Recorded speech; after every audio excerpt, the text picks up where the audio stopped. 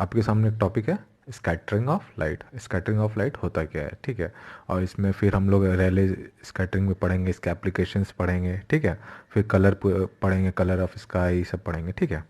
जैसे scattering of light यहाँ पे तो लिखा हुआ when light is incident on molecules of air the molecules absorb it, and if they are it emit radiation all direction, this phenomena is called scattering of light. मतलब कि बोल रहा है यहाँ पे जब लाइट इंसिडेंट करेगा, ठीक है, कहाँ पे, एयर मॉलिक्यूल्स में, तो वो ऑब्जर्व करेगा, ठीक है। और उसके बाद जो होगा ये इमिट करेगा रेडिएशन सारे डायरेक्शन में। इस फिनोमिना को हम लोग बोलते हैं स्कैटरिंग ऑफ लाइट, ठीक है।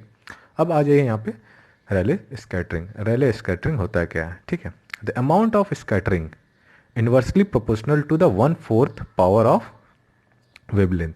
मतलब कि वेवलेंथ के एक चौथाई, ठीक है, चौथाई पार्ट वहाँ पे जाएगा, तब उसको रैले स्कैटरिंग बोलेंगे, ठीक है। तो यहाँ पे देखिए उसका फॉर्मूला लिखा हुआ है डायरेक्टली प्रोपोर्शनल टू 1/λ4 वेवलेंथ के पावर 4, ठीक है। अब आ जाइए यहाँ पे उसके एप्लीकेशंस, ठीक है। एप्लीकेशंस में देखिए मैंने लिखा है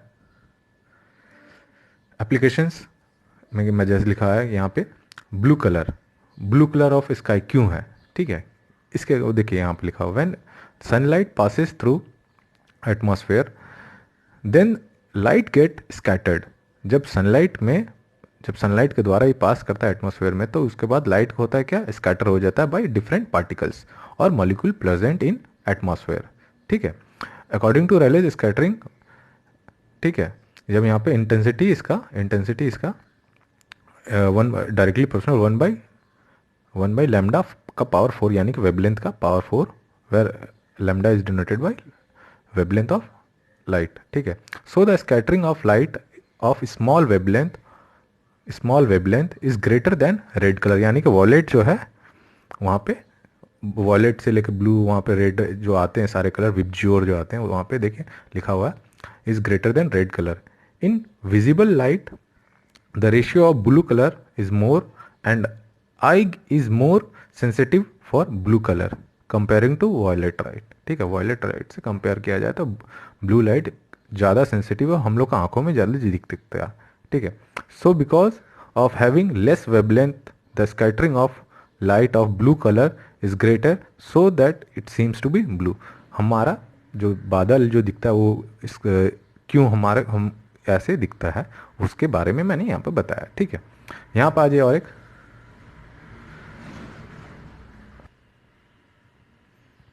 जैसे कि यहाँ पे आप देख रहे हैं red colour of sky at sunrise और सनसेट में हमें ऐसा क्यों दिखता है, ठीक है। तो देखिए मैंने लिखा है at this time of sunset और sunrise light has to cover more distance in approaching to the earth, so the light is less wavelength gets completely scattered when the reaches to us. So in this time we just see that red color in the sky. अब देखिए यहाँ पे लिखा हुआ है white colour view of sky during noon, मतलब afternoon time में, ठीक है, दोपहर में क्यों वाइट कलर टाइप का क्यों दिखता है, ठीक है। At noon the sun is exactly upon our head, हमारे सिर के ऊपर एग्जैक्टली, ठीक है। In this situation the sun light directly reaches to us so sky appear white, इसलिए इसके कारण हमें सफ़ेद टाइप का दिखता है, ठीक है। यहाँ पर और एक पॉइंट है black colour of sky in absence of atmosphere, ठीक है। जब एटमॉस्फेयर के एब्सेंस में हमें ब्लैक कलर क्यों दिखता है वहाँ पे, ठीक है। If there would not have any atmosphere, ठीक है, जब वहाँ पे एटमॉस्फेयर नहीं रहेगा वह, ठीक है, then there must be no scattering of light as result sky look black. मतलब कि उस समय पे हमें जो बादल है हमें इस ब्लैक कलर में दिखेंगे, जैसे बारिश के टाइम पे होते हैं, ठीक है। Danger signal is of red colour. Danger signal हम लोग हमेशा रेड कलर में क्यों देते हैं, ठीक है, रेड कलर क्यों देते हैं, क्योंकि उसका इंटेंसिटी ज़्यादा होता है, उसका वेवलेंथ ज़्यादा होता है इसके कारण, ठीक है। The wavelength of red colour is greater than, hence according to Rayleigh's experiment, ठीक है, रेलेज स्कैटरिंग देखा जाए तो the red colour is a less scattered by the molecule of atmosphere so that red colour is signal is visible and seen from far, हमें दूर से भी दिखाई दे सकता है, इसलिए इसको बोला गया है, ठीक है।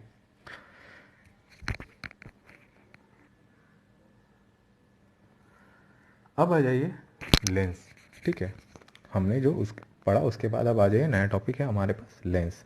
उसमें हम लोग पढ़ेंगे लेंस का फार्मूला, लेंस मेकर फार्मूला, उसमें linear magnification, combination of lens, ठीक है, जो combination of lens and mirror, ठीक है, इससे कुछ कुछ क्वेश्चंस हमारे आते हैं, ठीक है। तो लेंस, लेंस क्या होता है? लेंस होता है एक ट्रांसपेरेंट मीडियम होता है, ठीक है, जो जिसमें हम लोग टू रिफ्लेक्टिंग सरफेस होते हैं सच एज, ठीक है। तो यहाँ पे जैसे मैंने लिखा है a lens is a transparent medium bounded by two reflecting surface, ठीक है, such as that at least one of reflecting surface is curved, मतलब कि घुमा हुआ, ठीक है। कितने तरह के लेंसेज होते हैं? तो हमें जैसे आप लोग ने पढ़ा होगा कन्वेक्स, कनकेव, ठीक है, तो उसमें भी बहुत सारे चीज़ होते हैं, ठीक है, plano convex, concave, bi convex, bi concave, equi concave, equi convex, ऐसे करके भी होते हैं, ठीक है, तो मैंने यहाँ पे लिखे हैं। उसके बाद आइए हमारे पास lens maker formula, lens maker formula, ठीक है, यहाँ पे देखिए 1/f, ठीक है, equal to mu by mu naught minus one, ठीक है, जिसमें R1 R2 यहाँ पे है, ठीक है। हमारा म्यू और म्यू नॉट क्या है? तो म्यू तो पहला वाला जो है वो रिफ्लेक्टिव इंडेक्स ऑफ मटेरियल है, ये रिफ्लेक्टिंग इंडेक्स ऑफ मीडियम है, ठीक है। अब आ जाइए हमारे पास लेंस फार्मूला, लेंस फार्मूला क्या होता है, ठीक है, इसका क्या क्या यूज़ है यहाँ पे भी मैंने आगे लिखा है, ठीक है। तो लेंस फार्मूला जो है क्या है हमारा, देखा जाए तो 1/v minus 1/u equal to 1/f, ठीक है। उसी में आता है लीनियर मैग्नीफिकेशन। लीनियर मैग्नीफिकेशन क्या होता है? तो देखा जाए तो रेशियो होता है किसके किसके बीच में? ऑब्जेक्ट और इमेज के बीच में, ठीक है।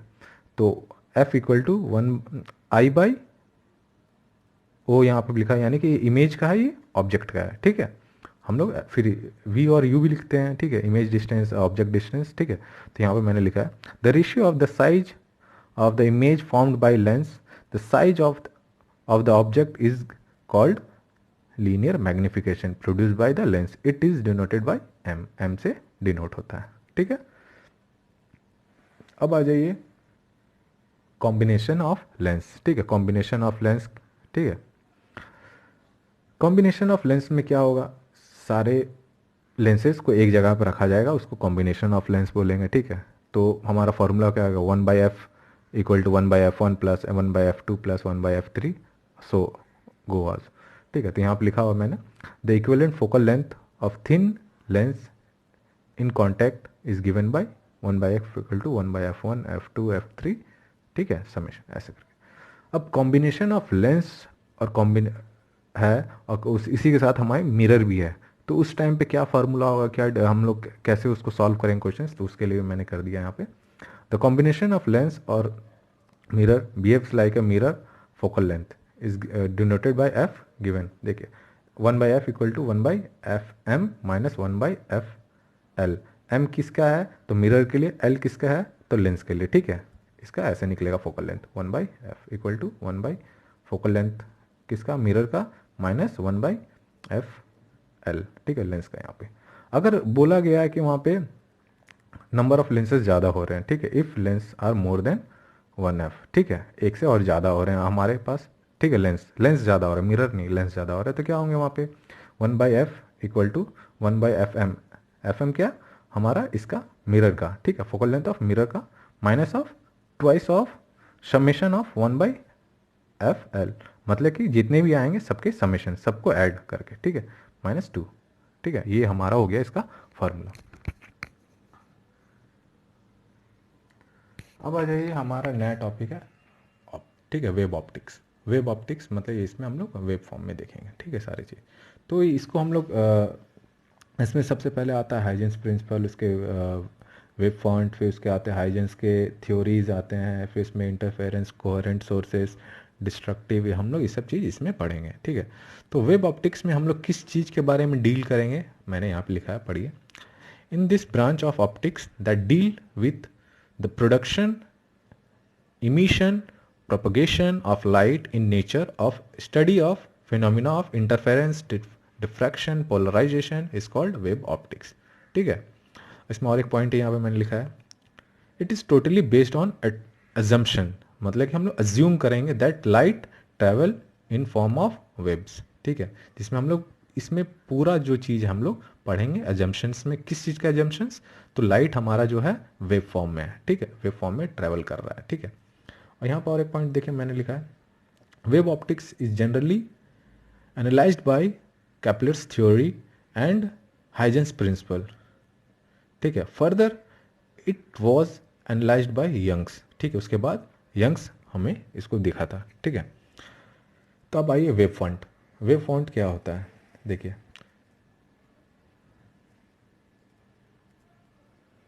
locus of all the point, locus of all the point which is having the same phase is called wave front, मतलब कि सेम फेज होना जरूरी है एक ही जगह पे, ठीक है।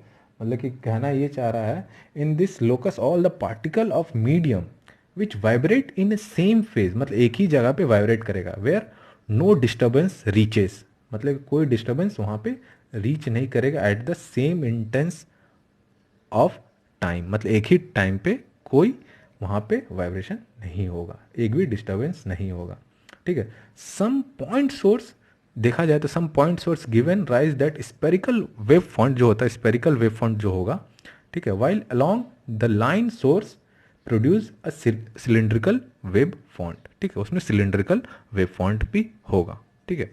तो यहाँ पर आइए देखिए, हम लोग कुछ कुछ लिखे हैं यहाँ पे, स्पेरिकल, प्लेन और सिलेंड्रिकल फॉर्म में। The propagation of wave is perpendicular to wave front, ठीक है। तो वेब फॉन्ट हमारे तीन तरफ के होते हैं, मैंने लिखा है स्पेरिकल, प्लेन और सिलेंड्रिकल। देखिए स्पेरिकल यहाँ पे पॉइंट सोर्स यहाँ पर आ, ठीक है, ये ऐसे ऐसे चला गया, ठीक है।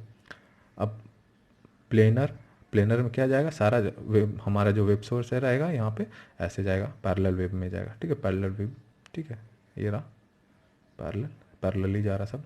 सिलेंड्रिकल में क्या होगा, ऐसे गोल गोल यहीं पे एक ही मीडियम के अंदर में वाइब्रेट करेगा, इस जगह पे लाइन सोर्सेस जो मैंने अभी बताया। अब आ जाइए हाइजेंस प्रिंसिपल, इसमें क्या थ्योरी दिया है, हाइजेंस ने क्या बोला, ठीक है। हाइजेंस ने बोला है कि वो अपने तरफ से माने है कि ये जो थ्योरी है, theory of light is a wave, हम उसने वेब तरह के मारा है, ठीक है। The theory of capable, this theory is capable to explain, explain the rectilinear propagation, मतलब कि आपका देखा जाए तो वो रेक्टेंगल टाइप का बताया, रेक्टिलियर प्रोपगेशन ऑफ लाइट, ठीक है। जिसमें हम उसने, हाइजेंस ने बताया, रिफ्लेक्शन को बताया है, रिफ्रैक्शन को बताया है, इंटरफेरेंस को बताया है, डिफ्रैक्शन को बताया और पोलराइजेशन को ही बता पाया है, ठीक है। देखिए इसका पहला पॉइंट मैंने लिखा है, each point source of light is a centre of disturbance from the which wave spread in all direction, देखिए सेंटर से, ठीक है, यहाँ से ऐसे आया, ठीक है, इस जगह पर रुक गया, तो फिर वहाँ से फिर ऐसे ऐसे जाएगा, देखिए ऐसे गया, एक एक लाइन का सेंटर, ठीक है, ये लाइन आया यहाँ पे, जिस जगह पर एंड हुआ वहाँ से फिर ऐसे डिस्ट्रीब्यूशन स्टार्ट होगा, उसने यही बताया। दूसरा पॉइंट में देखिए, तो दूसरा पॉइंट में क्या बोला है, each point on the web font is a source of new disturbance is called secondary wavelength, ठीक है।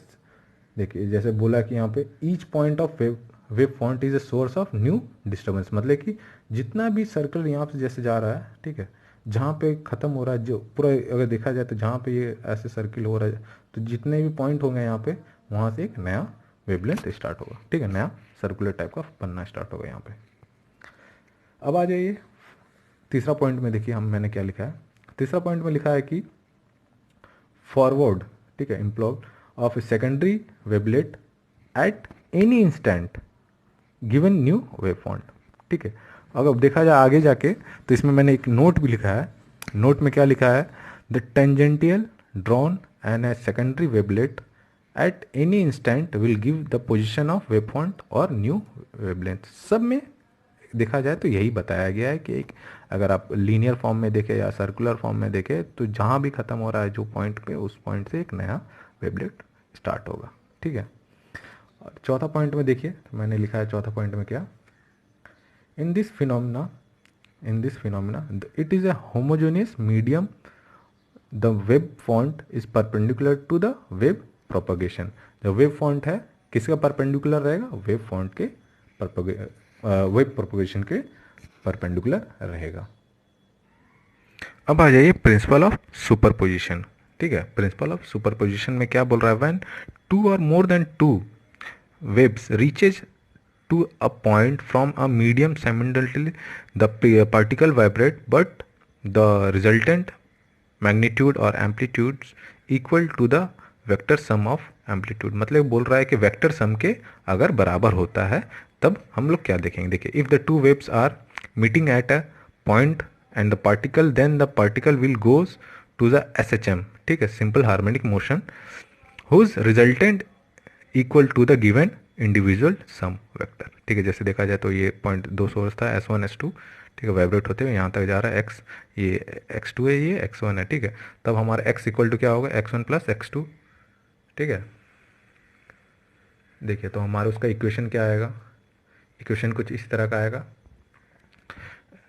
देखिए x इक्वल टू हम लोग इसको यहाँ पे इसको ब्रेक करके इसके लिए a साइन ओमेगा t लिख सकते हैं। इसके लिए हम लोग दूसरा के लिए क्या लिखेंगे, A2 sign omega t plus five.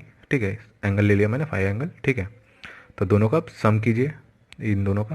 तो ये जैसे sine omega t plus five था तो इसको ब्रेक करेंगे तो ऐसा आएगा, sine omega t dot cos of five plus cos omega t dot sine five. ठीक है, फिर इसको मैंने ब्रेक किया तो ऐसे आया A1 प्लस A2, यहाँ पे लिया, दोनों में कॉस को मैंने कॉमन लिया, यहाँ पे अंदर किया, फिर sign omega t plus A2 sine omega five cos omega T. ठीक है, तो लेट्स अगर हम इस जगह पे मानते हैं ये जो टर्म है इसको हम लोग ए कॉस अल्फ़ा मान लेते हैं, और इसको हम लोग साइन फाइव को A2 साइन फाइव को हम लोग अगर ए साइन अल्फ़ा मानते हैं तब हमारा इक्वेशन कैसा होगा। देखिए देखिए, तो x equal to a cos alpha हो गया, ये साइन ओमेगा टी, और यहाँ पे ये क्या हो गया, A sine alpha equal dot of cos omega T, ये। ठीक है, अब इन दोनों को ऐड करते हैं तो क्या होगा, इन दोनों को ऐड कर रहे हैं यहाँ पे। ठीक है, तो इन दोनों को ऐड करने से क्या होगा, यहाँ पे A2 cos square alpha A2 sine square alpha equal to A2 cos five square plus A2 sine five square. ठीक है, तो देखा जाए तो फिर ये कुछ ऐसा टर्म में आ जाएगा। ठीक है, A square equal to A1 square A2 का स्क्वायर A1 प्लस A2, यानी कि A प्लस बी का में आ गया। ठीक है, तो देखा जाए तो इसको हम अगर स्क्वायर को इधर कर देते तो अंडर रूट ऑफ दिस। ठीक है, अब आ जाइए interference of web. Interference of web हमें ज़रूरी है फाई को पता करने के लिए। ठीक है, जो वेब का इंटरफेरेंस हुआ फाई एंगल, हम लोग पता कर रहे हैं अभी जो मैंने दिखाया वहाँ पे। ठीक है, the disturbance of light energy takes place as a result of superposition of light wave come out from two coherent source निकलता है of light। this phenomena is known as interference of wavelength। ठीक है, जो यहाँ पे जो phi angle मैंने पीछे जो लिया था, ठीक है, ये फाई, उसी का हम लोग वैल्यू निकालना है। ठीक है, ये रहा A1 A2, इसमें हमें फाई निकालना है। तो हमारा ये इक्वेशन आया हुआ था वहाँ पे। ठीक है, ऐसा मैंने कुछ इक्वेशन लिखा था वहाँ पे। x1 देखा जाए तो A1 sine of omega t plus, अगर यहाँ पे अब k कांस्टेंट निकाल रहे हैं, k को हम लोग कांस्टेंट ले लिए यहाँ पे, kx प्लस 5 1। ठीक है, वहाँ पे k हमारा क्या है, 2 पाई बाई लेमडा कांस्टेंट है। ठीक है, तो यहाँ पे पॉइंट सोर्स के लिए मैंने देखे यहाँ पे ये x था, ये x1,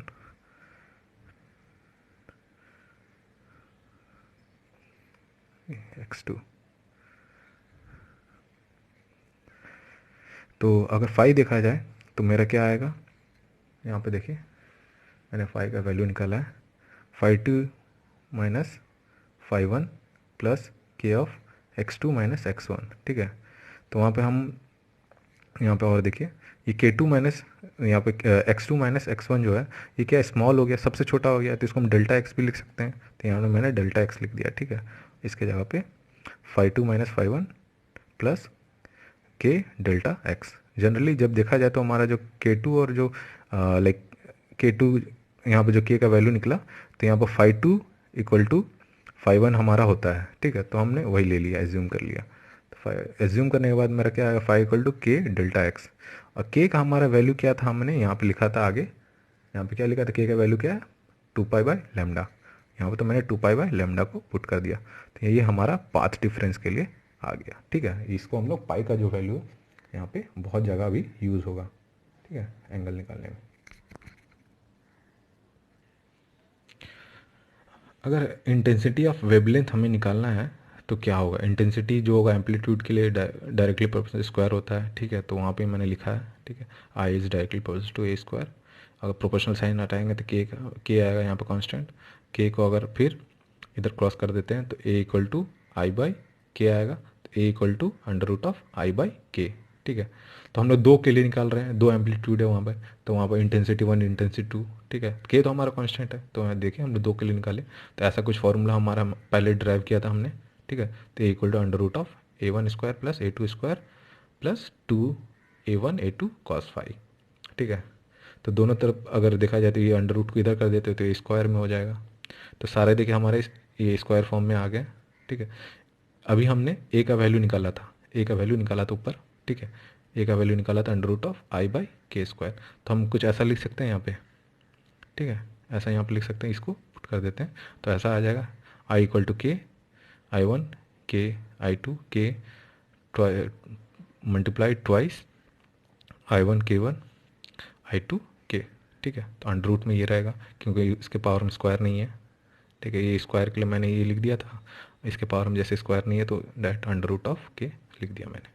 अब देखा जाए तो के हमारा सब में क्या है, कॉमन है, तो के कैंसिल आउट हो जाएगा। तो इक्वेशन हमारा लास्ट में क्या आएगा, I equal to I one I two under root of I1 I2 cos phi, ठीक है। जहाँ पे बोला जा रहा है I1 और I2 जो है I0 के बराबर है, I0 के बराबर है। देखिए मैंने यहाँ लिखा है I1 I2 जो है उसको हम लोग I0 भी बोल सकते हैं, ठीक है। तो अगर I0 बोल सकते हैं तो यहाँ पे ये इक्वेशन यहाँ पे कैसा आ जाएगा, I equal to I0 plus twice of under root of I0 cos phi, ठीक है। तो ये देखो 2 ऑफ I0 हो गया, ये भी 2 ऑफ I0, तो ये अंडर रूट बाहर निकलेगा तो कैसा आ जाएगा, ऐसा हो जाएगा, ठीक है। ये तो क्यों स्क्वायर हो गया ना, स्क्वायर ये कट गया तो ऐसा कुछ आ जाएगा कॉस फाई, ठीक है। तो यहाँ पर I0 हमारा कॉमन ले लिया, ट्वाइस कॉमन हो गया तो 1/1 plus cos phi, 1 plus cos phi बा देखिए यहाँ पे आने के बाद 1 प्लस कॉस फाई का एक हमारा फार्मूला भी होता है इसको हम लोग ट्वाइस ऑफ कॉस स्क्वायर 5/2 लिख सकते हैं, ठीक है। तो मैंने यहाँ पे लिख दिया इसकी जगह पे ट्वाइस ऑफ कॉस स्क्वायर 5/2, तो ट्वाइस 4 I0 कॉस स्क्वायर 5/2 हमारा ये डेरिवेशन आ गया इंटेंसिटी किसके लिए, इंटेंसिटी ऑफ वेवलेंथ निकालने के लिए। उस इंटेंसिटी के फार्मूला से अब हम लोग कंस्ट्रक्टिव और डिस्ट्रक्टिव निकाल सकते हैं। मतलब कंस्ट्रक्टिव मतलब कि हमारा कहाँ पे मैक्सिमम इंटेंसिटी रहेगा, कहाँ पे हमारा मिनिमम इंटेंसिटी रहेगा। जैसे हमारा वहाँ पे इक्वेशन आया था I equal to I1 plus I2 plus twice of under root of I1 I2 cos phi. जब हमारा कॉस फाई क्या रहेगा 1 के बराबर रहेगा तो हमारा मैक्सिमम इंटेंसिटी क्या रहेगा, फाई का हमारा जैसे फार्मूला क्या हो गया यहाँ पे, where plus minus twice 2 multiply n by pi, ठीक है। तो हमारा फाई का फार्मूला क्या था 2 पाई बाय लैम्डा, ठीक है। तो यहाँ पे हमारा n कट गया, पाई कट गया, तो हमारा बचा क्या डेल्टा x इक्वल टू 1 देखा जाए तो 1 ऑफ n लैम्डा, ठीक है। यहाँ पे देखा जाए तो हमारा ये पूरा जो इक्वेशन आएगा फिर उसके बाद लास्ट में जहाँ पर हमारा जो डेल्टा x जो है क्या रहेगा minus lambda minus twice of lambda 0 lambda, ऐसे करके हम लोग कुछ भी वैल्यू पुट कर सकते हैं, ठीक है। उसके लिए कंस्ट्रक्टिव को हम लोग बोलते हैं कंस्ट्रक्टिव इंटरफेरेंस। अब आ जाए डिस्ट्रक्टिव। डिस्ट्रक्टिव क्या होता है? डिस्ट्रक्टिव में हमारा क्या हो जाएगा, तो कॉस फाई क्या रहेगा, -1, ठीक है। तो हमारा फाई क्या हो जाएगा, +-2n+1 लैम्डा। हमारा फाई का वैल्यू क्या था, 2π/λ। यहाँ पे डेल्टा एक्स +-2n+1 पाई, तो पाई पाई यहाँ पे कैंसिल आउट बच गया, तो डेल्टा एक्स इक्वल टू, यहाँ लैम्डा ऊपर चला जाएगा तो क्या बचेगा, (2n+1 λ/2). ये ट्यू हमारा नीचे आ गया, तो यानी कि हमारा जो डेल्टा एक्स रहेगा क्या आएगा, माइनस ऑफ, देखिए यहाँ से π/2, 3π/2 यानी पॉजिटिव में, ठीक है, 5π/2, ठीक है, ऐसे करके हमारा आएगा।